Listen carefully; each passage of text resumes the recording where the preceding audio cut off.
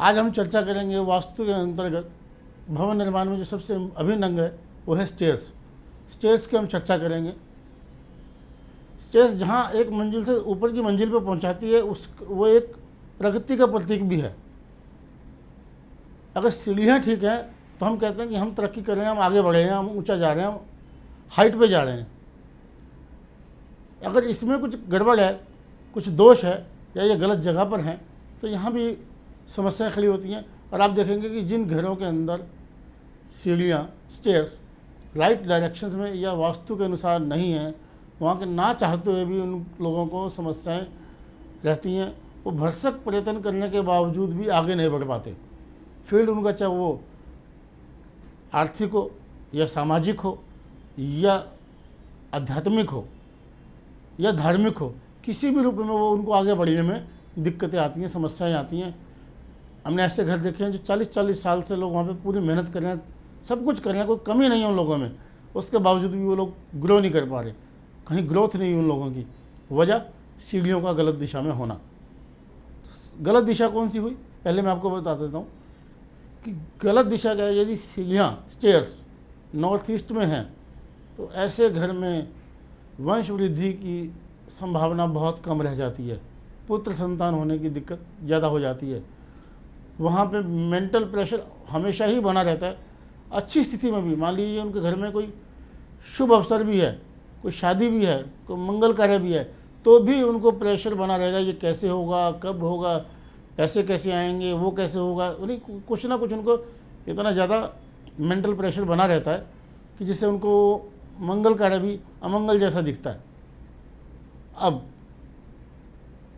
यदि stairs north में है, उत्तर में है, उत्तर किसका स्थान है, कुबेर का या लक्ष्मी का, यहाँ पे भी आदमी को हमेशा धन का अभाव बना रहता है। खर्चा कुछ करना चाहता है, उसके लिए कोई पैसा ही नहीं रहता, लोन लेना पड़ जाता है, कर्जा लेना पड़ जाता है। यदि वो कर्जा ले लेता है तो उससे वो कर्जा उतरता नहीं है जल्दी से। उसके बाद यदि वो कर्जा ले लेता है तो उससे वो कर्जा उतरता नहीं है जल्दी से। उसके बाद यदि सीढ़ियाँ ईस्ट में हैं तो ये निश्चित है कि उसके मान सम्मान में दिक्कत आएगी, उसको समस्या आएगी। उसके छोटे बच्चे तक कहना नहीं मानेंगे, तो उसकी पत्नी तक भी उसको कहना नहीं मानेगी, वो भी उनको सलाह देना शुरू कर देंगे।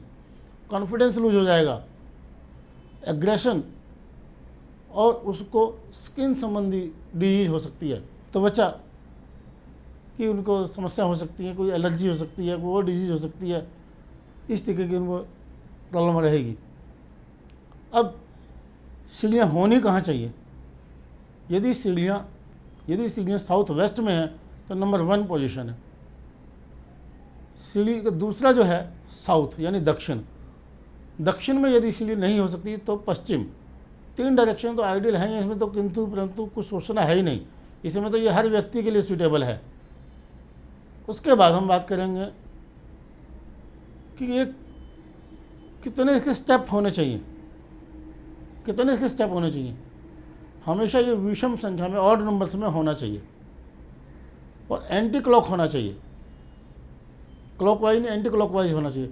हालांकि इसमें कहीं जगह ऐसा लिखा है कि क्लॉकवाइज होना चाहिए, कहीं जगह ऐसा लिखा है कि एंटी क्लॉकवाइज होना चाहिए। तो इस दुविधा में ना पड़ के क्लॉकवाइज या एंटी क्लॉकवाइज, इवन नंबर या ऑड नंबर, इस पर बहुत विशेष फोकस ना करके फोकस ये करना चाहिए कि वो किस डायरेक्शन में है, किस जोन में है, किस एरिया में है।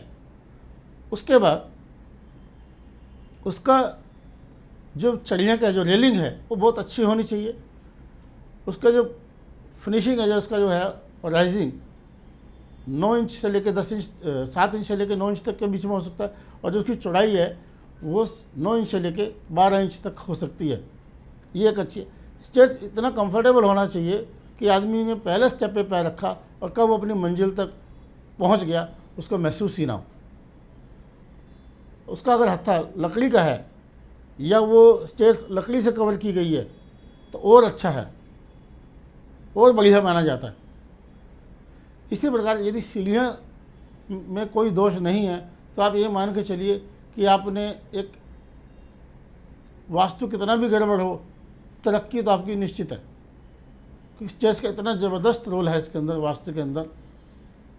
तो इसलिए जब भी आप स्टेयर्स बनाएं तो उसको वास्तु के अनुरूप ही बनाएं।